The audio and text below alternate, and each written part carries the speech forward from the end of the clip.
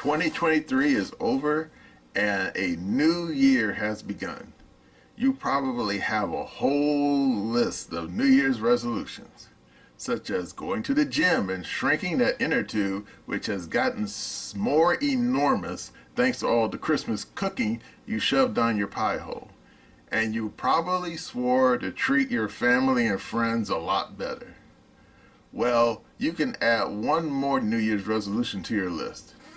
Hi, SA here, and when I'm not sounding like a complete knucklehead on the computer, I'm also a published author, and I have a deal for you. Remember to get your copy of Glitch, a precarious duo, and its sequel, Glitch, The Future is Unwritten. You can get them on either Kindle or paperback. Both are available at Amazon, Barnes & Noble, and other fine bookstores. The links are down below in the description. You will enjoy this crime thriller tale of a kidnapped teen model and a reluctant jewel thief who are on the run from the law while on the treadmill at the gym. And I'm not just some one-hit wonder either. I have more books coming down the pike, so as long as I don't die in my sleep. Stuart? Stuart?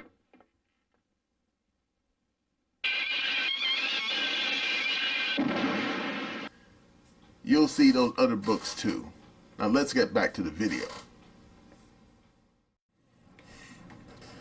Hello again, SA here.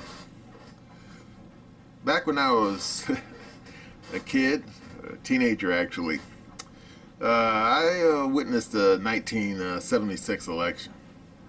I think it was probably the first election I actually really paid attention to. And on the Republican side, you had Gerald Ford. You know, he was running to have a whole new term zone since he only served 2 years, finishing out Richard Nixon's term. And then, but he was being challenged by Ronald Reagan, who had recently completed his 2 terms as governor of California. And of course, anyone who's probably familiar with Bedtime to Bonzo or Death Valley days knows who Ronald Reagan was back then. But on the Democratic side, you had this guy named Udall. If I remember correctly, I think he was a senator. Now, my mom, she actually liked Udall. She thought he was all right. I didn't know much about the man. However, during the course of the primary in 1976, this peanut farmer from Georgia, he used to be the governor, he leapfrogged ahead of Udall. And by the time Super Tuesday had rolled around, he basically was so far ahead, he was just like a blip on the horizon. And he ended up getting the nomination. And in the meantime, on the Republican side, Ronald Reagan, he gave Ford a run for his money. Yeah, he made Ford earn his nomination. And indeed, I remember seeing, I think it was Dan Rather, asked Ronald Reagan after he had just lost the nomination to Ford. And he asked him, well, what are you going to do now, Mr. Governor? And Reagan, being Reagan, said, well, I guess I'll be back here in 4 years. And of course, as we all know, what happened in 1980, he did come back in 4 years.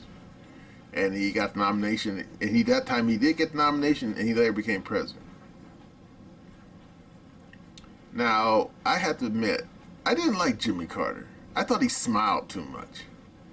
I mean, it wasn't like he had a crooked smile. It was just that, I don't know, it just kind of threw me off. I said, man, why is this guy smiling so much? I mean, like, yeah, I didn't like it. And indeed, I was hoping Ford was going to win. Not because I liked Ford, but because I just didn't like Jimmy Carter smiling all the time. It was just something that just threw me off. I didn't like it. Well, then 4 years later, I was rooting for Jimmy Carter. Not because I liked Jimmy Carter's policies, but I really didn't like Reagan. Why? I don't know. I guess because I learned a little bit more about him. Basically, that he was a B-movie actor. I mean, remember Hellcats of the Navy? Yeah, well, I didn't either. I actually saw clips of it.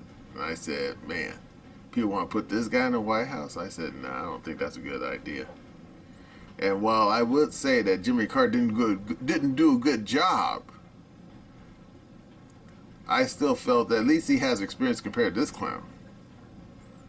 But of course, as we all know, Jimmy Carter, he was challenged by Ted Kennedy. And he got really close too, almost pulled an upset and took the nomination from him. But in the end, the DNC backed Carter. So there you go. Now, the funny thing is, in 1984, Ted Kennedy didn't run for president. Why? Well, he had issues, mostly family issues, but he just couldn't run. So who ended up running in this place? Well, it's not who you think. Because Gary Hart, fairly young man, fairly charismatic. People were calling him the next JFK, and of course I thought that was kind of a misnomer because only one JFK, and he's sitting out there in Arlington National Cemetery. So there you go. But then a picture came out with Gary Hart with his secretary on a boat called the Monkey Business. And that kind of blew up his chance for running for president. Now, who got that picture? Well, it wasn't no deep fake. Deep fakes didn't exist back then. But some would presume that maybe it was Reagan. But it came out later, it was actually the guy who ended up getting the nomination. And that was Mondale, Jimmy Carter's number 2. And what happened in the 1984 election? Well, Mondale went down to defeat. Yeah. Reagan got a 49 state landslide. So there you go. And then you say, what state that Reagan didn't win? Well, it was the state that Mondale was from. I think it was Minnesota. Yeah, I think it was Minnesota.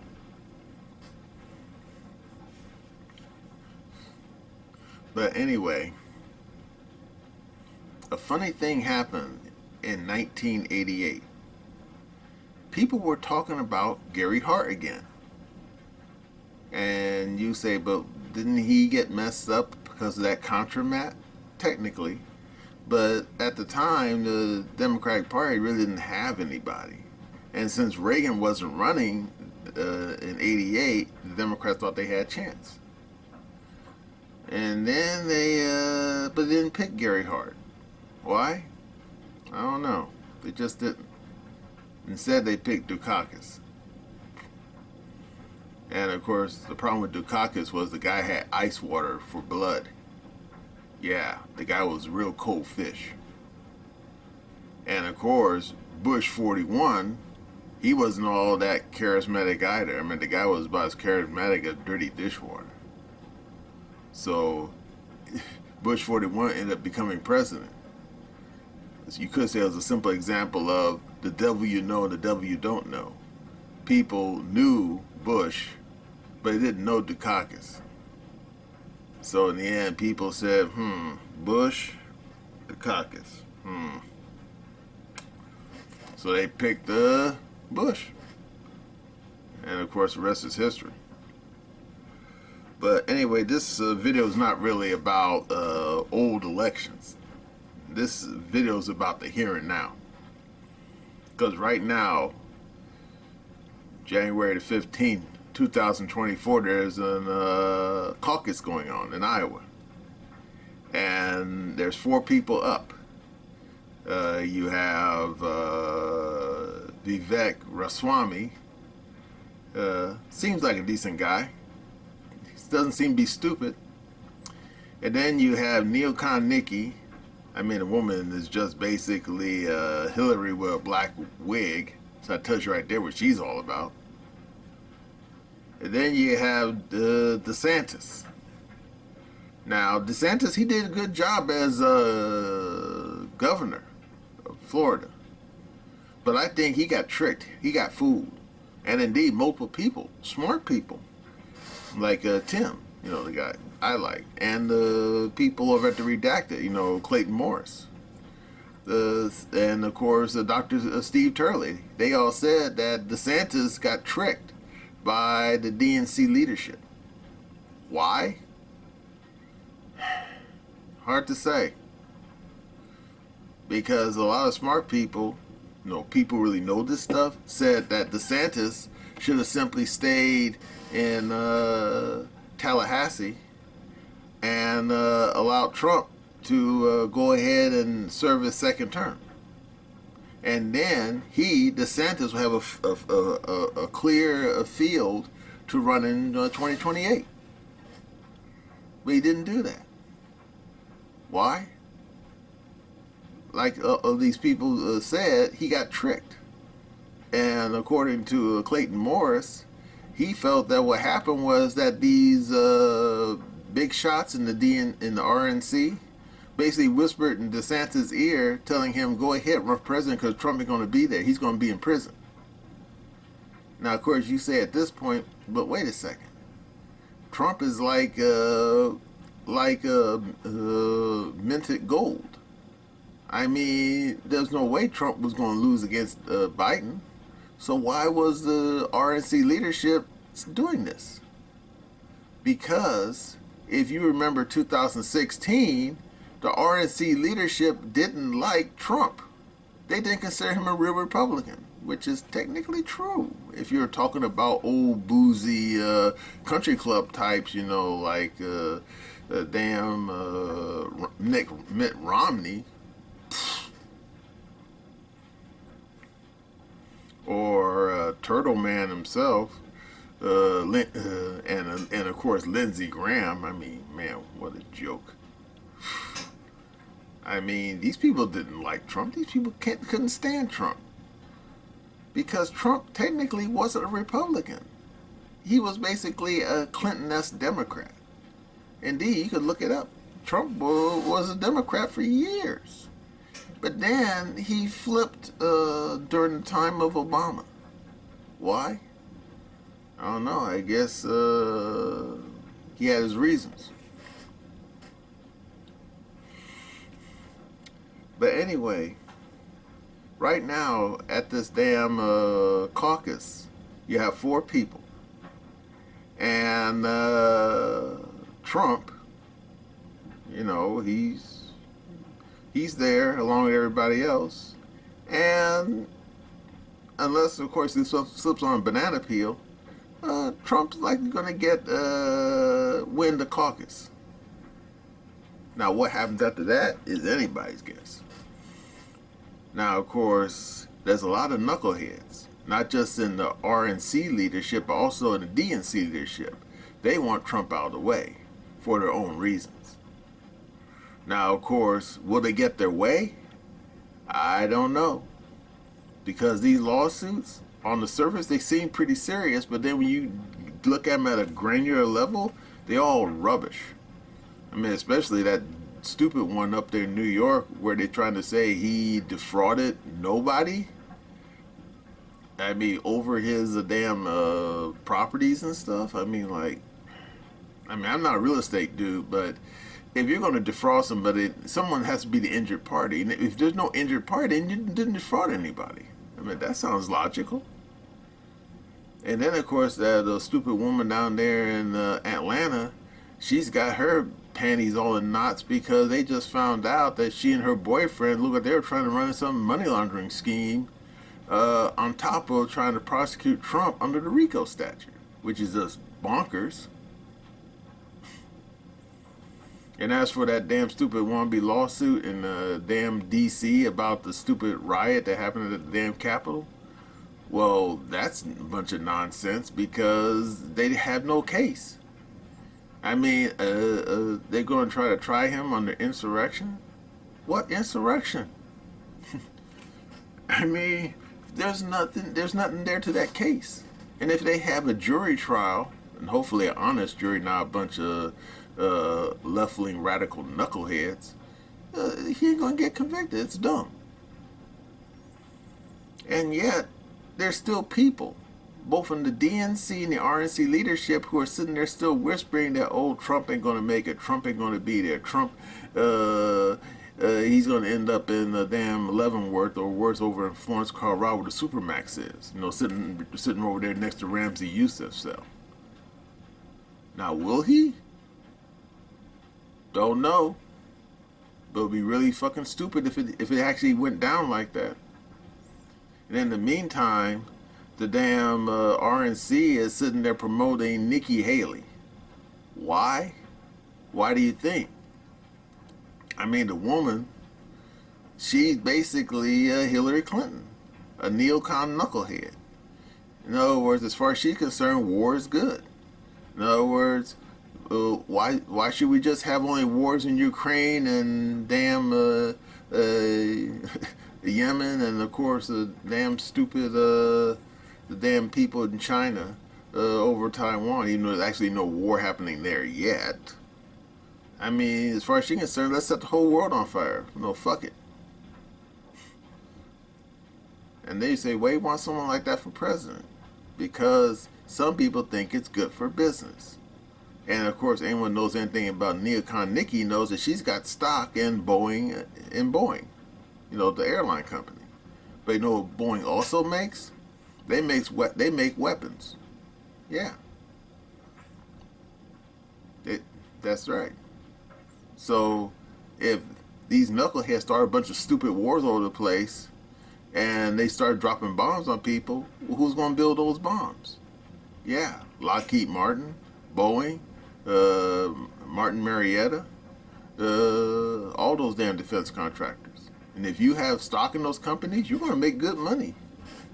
Of course, what some people don't realize is the problem with starting wars is that the wars tend to get out of hand. They start destroying stuff and breaking everything. But it seems like these people are not thinking that far ahead. So, as far as the Iowa caucus is concerned, it appears that Trump and Vivek is somehow not stepping on each other's toes, at least until recently, when Trump put out a tweet. Actually, it wasn't a tweet; it was on his Truth Social, telling people not to vote for Vivek because Vivek's not MAGA. And technically, that's true. He's more like America First. And you say, what's the difference? Yeah, well, if you're some radical leftist weirdo on DNC side, you're America First, MAGA, you're all a bunch of son of bitches to them. But as for the Republicans, well, that's kind of funny because you have the RNC leadership, and they don't have no use for Vivek or Trump. So there you go. However, as far as the rank and file is concerned, that's a little more wobbly. I mean, for example, you have Vivek fans, and there's more than a few, and of course you have the Trump base, and that is huge. I mean, no joke. Unlike stupid Biden, those 74 million people who voted for Trump in the last election, most of those people weren't dead people in the cemetery, if you know what I mean. Nope. And of course, a few smart people who are for the most part not partisan, like Tim Pool. Yeah, I know, I like the guy. He keeps saying that Vivek, at the very least, should be Trump's VP. When I'm thinking, yeah, logically speaking, that would be a good idea because Trump's only sit there for one term, then he's out for good. And therefore, if Vivek was his co-pilot when Trump leaves in 2028, Vivek be right there to earn his own to earn his keep, and he will be at the top. He'll be the front runner. But of course, as I just told you with those previous elections, just because you're the front runner in a previous election doesn't mean you'll be the front runner in the next election. I mean, just as Udall, or better yet, as Gary Hart, who I think is still alive today. I think he is. Yeah. So what does that mean for the future? Well, first you gotta get past 2024 with our teeth still in our heads.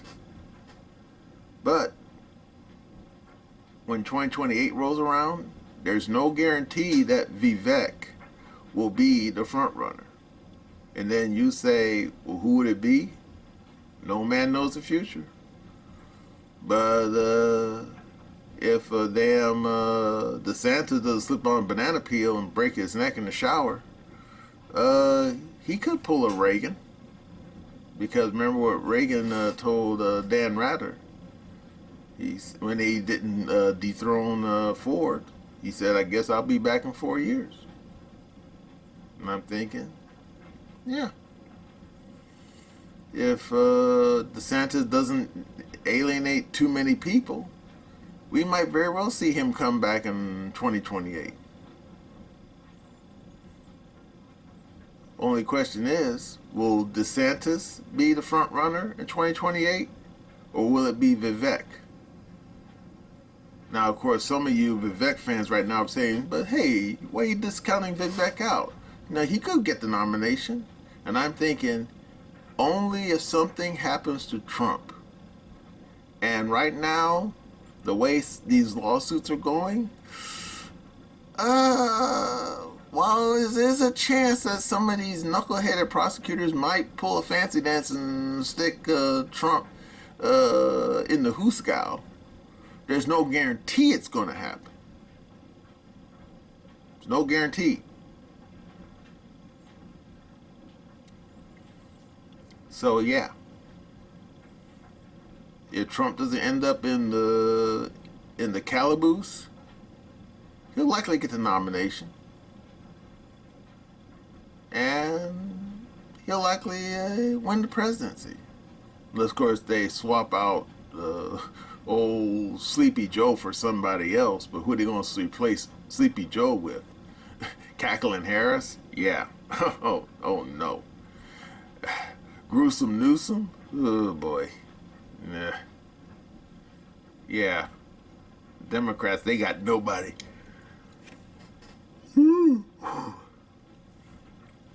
Yep.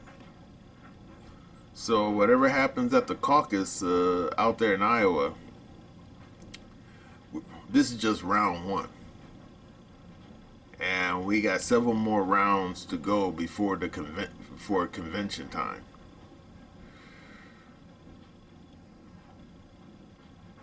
And whether it be Trump or Vivek, don't know. But if nothing crazy happens, nothing silly happens, nothing really stupid happens, Trump will likely get the nomination.